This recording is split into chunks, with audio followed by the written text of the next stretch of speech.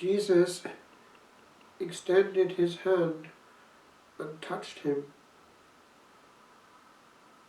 He has just come down, the new Moses, from the mount where he is given the fullness of the law, and he exudes healing. He is not divided in his person.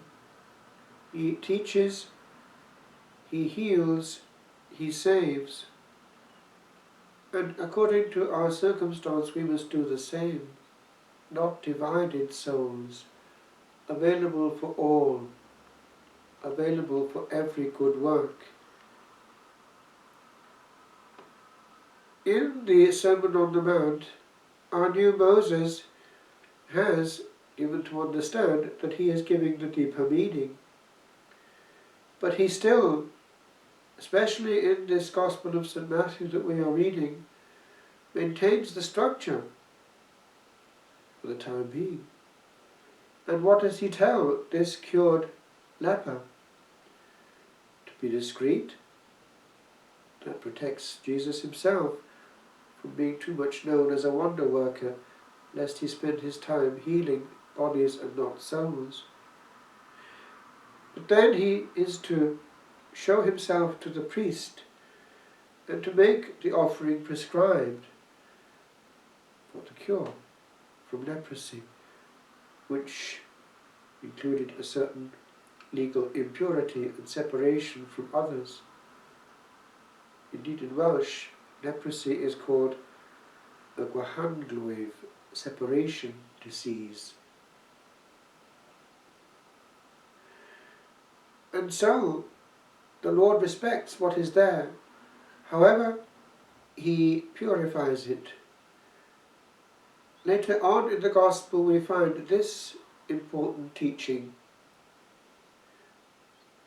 The scribes and the Pharisees do occupy the seat of Moses, and therefore they are to be listened to. But he does add that they are to do what they say, but not what they do. He distinguishes therefore, and he has a whole tirade with regard to hypocrisy.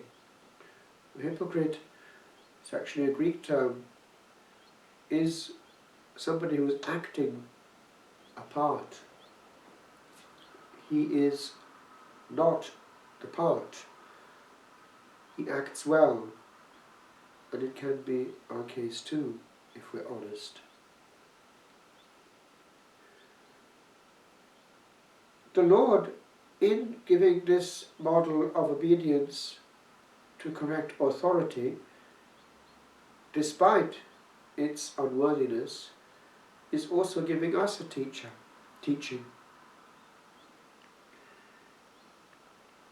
In formation in the monastic life, much work is done on the invisible. For anything on the level of the observances is there to sustain the unseen. All is there for a reason.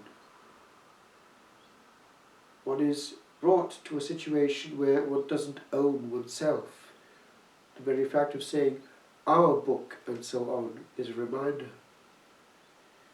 And the asking of permission to do anything, including speaking, is something which places the soul in a state of dispossession of self. It has no rights. It owns nothing, not even its own will. So, no matter what may be or not be the state of the superior, there is this invitation to look at the superior as one looks at the host in the monstrance, not confounding the monstrance with the host. For the superior might be the monstrance, perhaps not worthy, but the host is there, being held by it. And so the correct authority has that representative role, and one cannot make a mistake by obeying. It is only when an order is clearly contrary to the divine will, revealed by God himself directly and clearly, that one should not obey. man but God.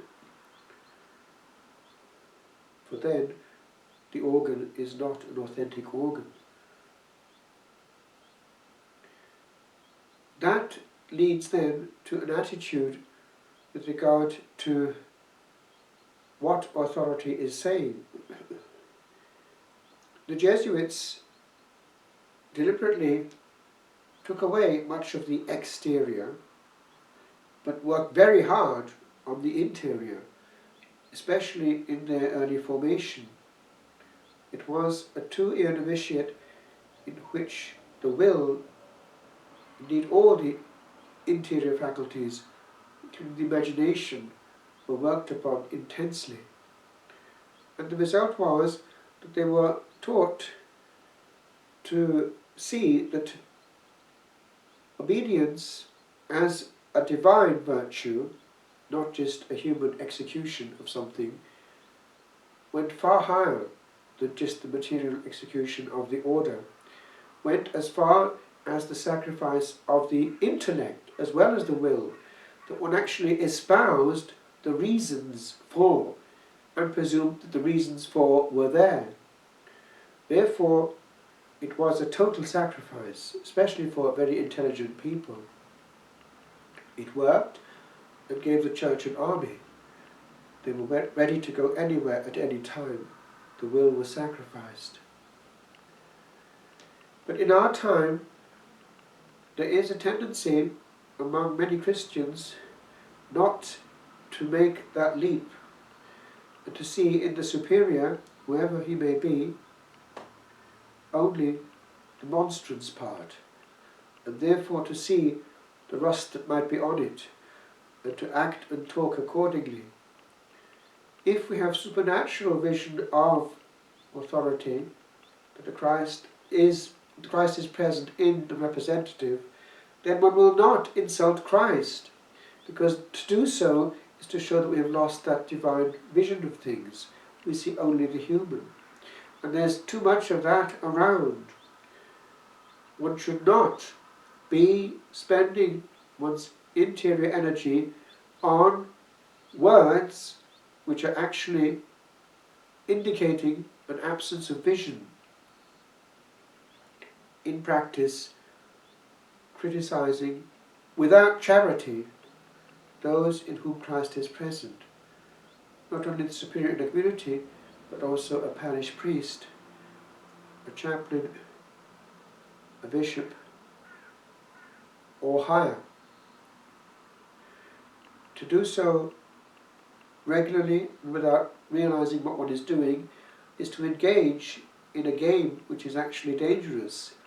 It spreads and leads to, over the church, an attitude which is precisely damaging its own cohesion. Charity must be our language and our mode.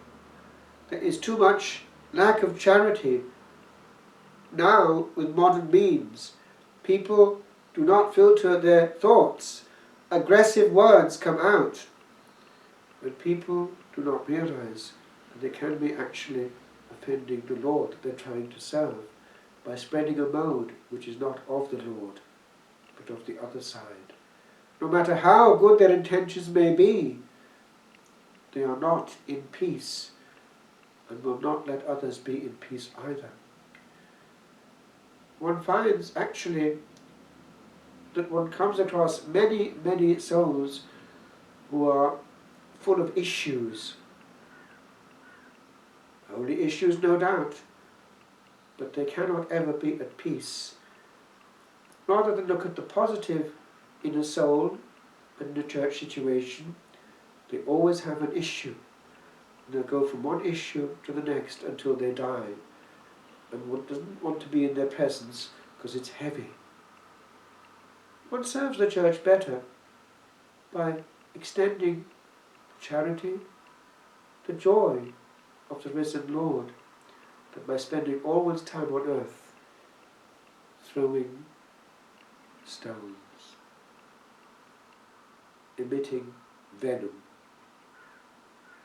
pulling down, and not looking beyond the human.